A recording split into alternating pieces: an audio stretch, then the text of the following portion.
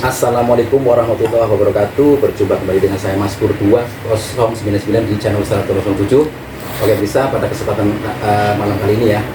Nih saya berkunjung ke rumah seseorang, saya nggak mau sebutin rumah siapa ya, di mana ya. Ini anggap aja klien lah. Nah di sini ada nih seorang bikin anak buah kencur.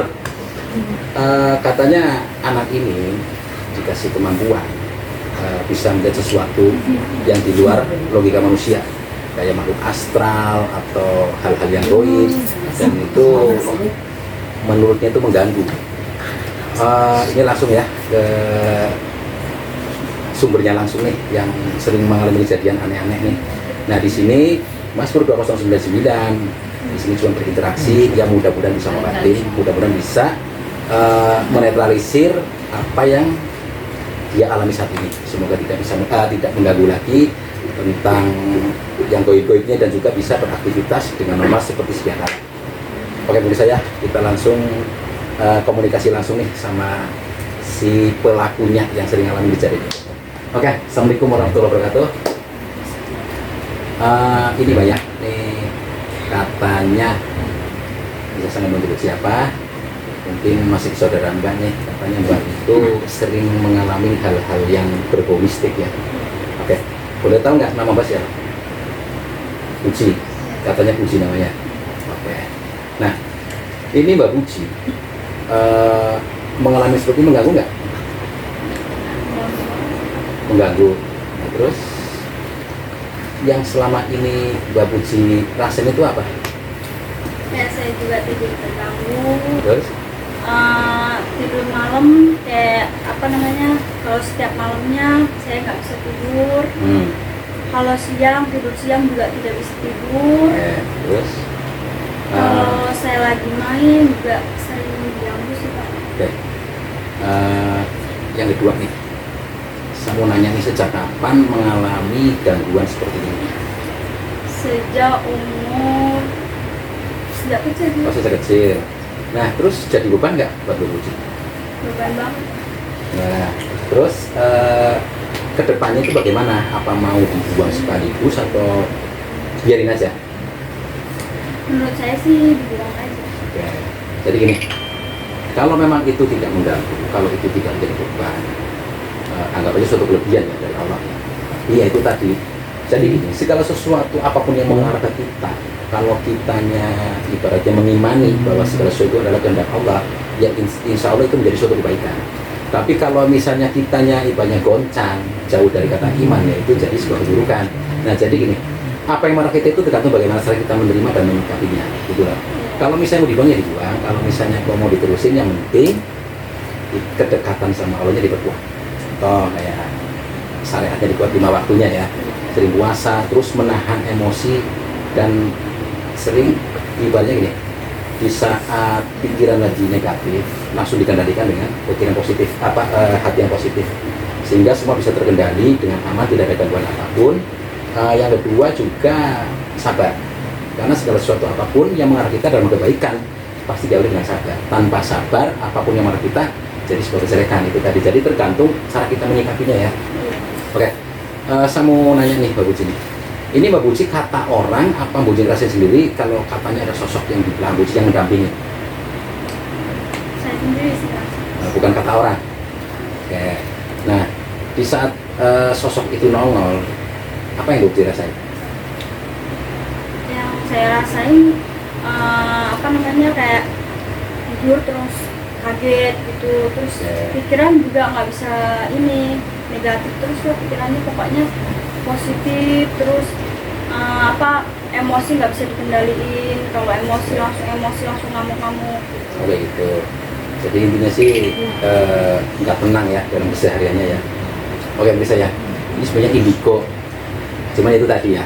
Jadi indigo itu bisa dikatakan penyakit dan juga bisa dikatakan kelebihan. Penyakit kalau nggak ada pembimbing dan juga tidak bisa mengendalikan. Tapi dikatakan kelebihan bisa mengontrol dirinya sendiri ya. Tapi melalui sering melakukan ketaatan dengan ibadahnya dan berlaku baik melalui akhlakul karimahnya, itu jadi suatu kelebihan. Jadi kembali yang dikatakan indigo itu tergantung bagaimana cara kita menerima dan cara menyikapinya. Oke.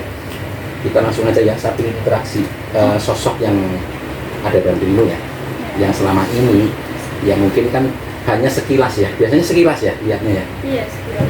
Kalau misalnya duduk nih di samping, terus ini berat itu ya. Iya. Oke, boleh nggak saya interaksi yang apa yang ada di dalam? Boleh. Tapi nerimo ya, dalam arti jangan lawan ya. Iya. Soalnya kalau ngelawan nanti kesurupan ya. Baca dulu ya, Bismillah.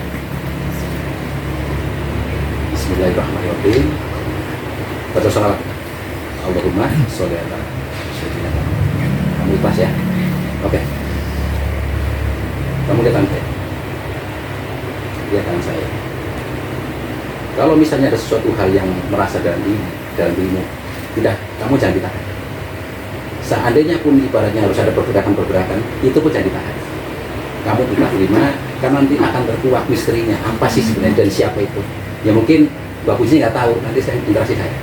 Ya, lo lihat saja. Fokus.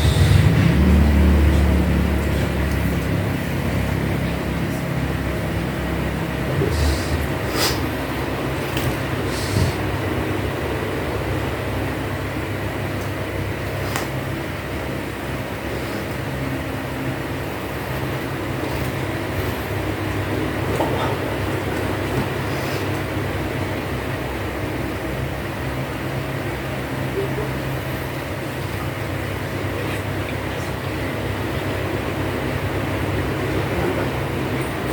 Tangan lalu ya.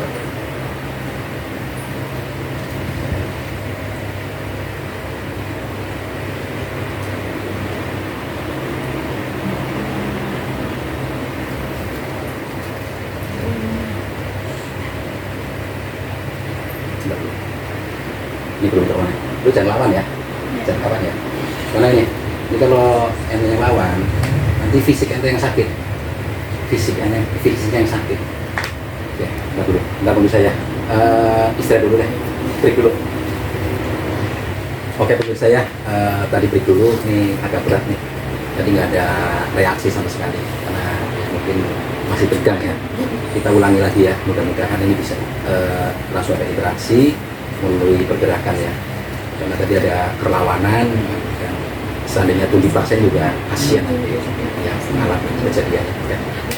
Oke, ujian nih, ini jangan lawan ya. Ikhlasin aja, nggak usah takut, nggak usah tegang. Coba, ini pakai plan B ya. Tadi plan A nggak jadi. Karena apa? Masih tegang posisinya. Oke, ini pakai plan B. Coba kamu tangan ke atas. Mohon maaf, bantalnya terus. Bantalnya terus. Kamu atas. Awas, mbaknya geser sini. Oke, mbaknya ke atas. Oke. Nanti kalau misalnya tidak merem ya. Oke, bisa ya, siap ya. Oke, auzubillahi minasyaitonir rajim. Bismillahirrahmanirrahim.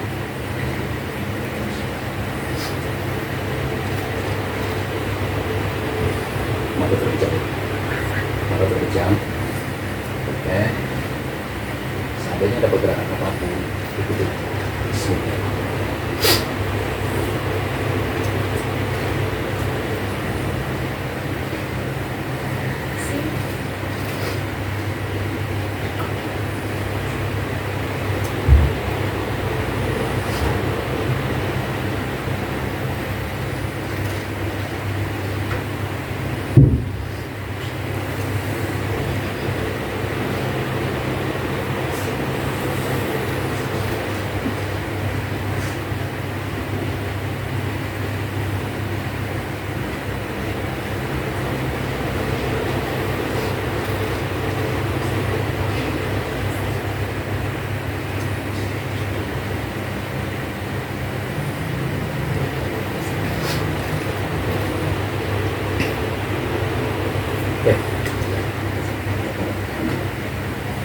Tadi masih sadar posisinya? Masih sadar kan? Masih. Nggak apa-apa. Karena kalau ibaratnya full juga nanti efeknya nanti repot. Karena ini kondisi udah malam. Bertangga ya.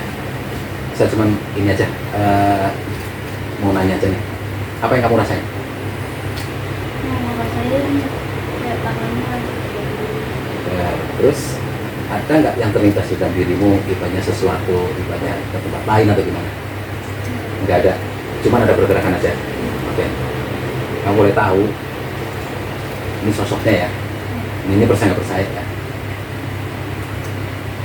Dia seorang perempuan. Dia seorang perempuan.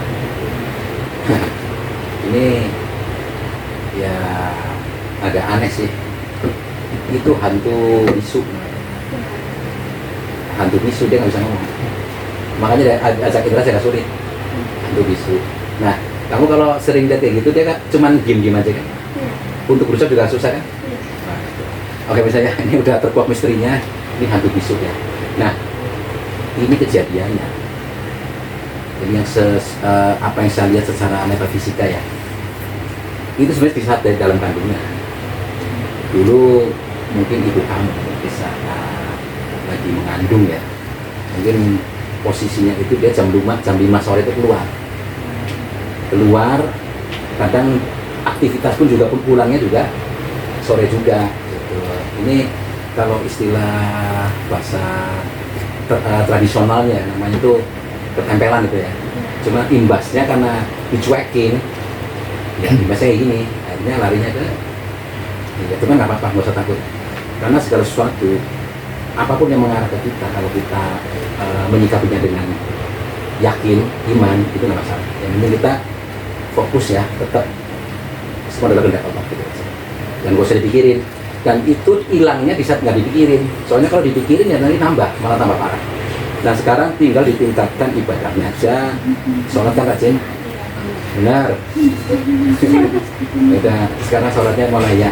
Walaupun ibadahnya nggak full, ya setidaknya dalam satu hari itu minimal ada lah yang dikerjain. Nanti belajar, namanya belajar itu kan nggak harus langsung. Nah dengan sholat otomatis pikiran tenang, dengan tenang otomatis apapun itu menjadi positif.